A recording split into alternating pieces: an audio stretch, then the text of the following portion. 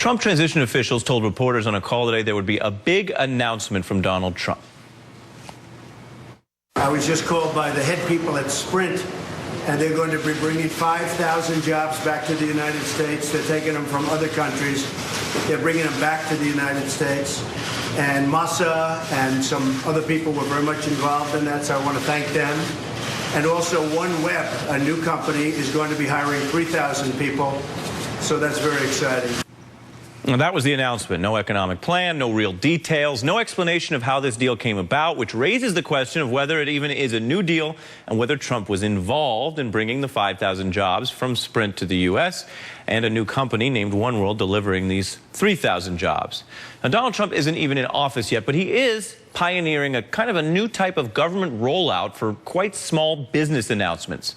Consider it the PR version of corporate welfare. We'll tell you how it works. Trump makes an announcement, essentially on behalf of a specific company, about jobs for U.S. workers. He ensures then that he's not only in the headlines, but on the screen, since he, not the CEO, is literally releasing the news, and it draws coverage and allows him to take some kind of bow before any of the details are even known.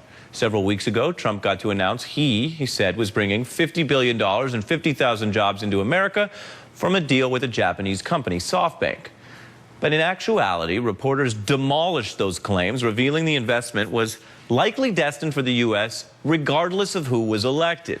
In the case of Carrier, you may remember, Trump said he was saving, not adding, saving 800 jobs that were going to be moved to Mexico. And then, with further documentation, we learned Carrier was granted millions in tax breaks to keep a plant in Indiana by the state government there, the kind of deal Donald Trump had previously attacked politicians for. Plus, yes, folks, we're staying on the story. It turned out Carrier was still sending many of those plants' jobs to Mexico and shuttering a separate Indiana plant and sending those jobs to Mexico, too.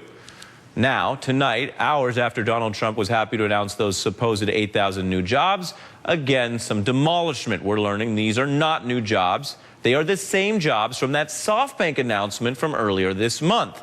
This was just the president-elect repackaging an old announcement of jobs and trying to tell everyone they're new, like a hand-me-down stimulus.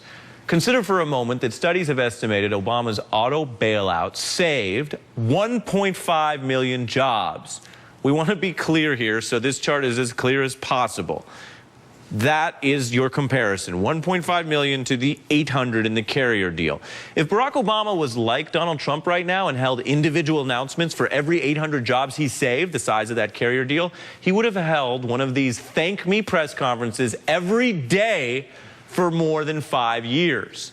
Now, most presidents do have pretty strong self-esteem, but only Donald Trump has the rapper-level chutzpah to literally thank himself.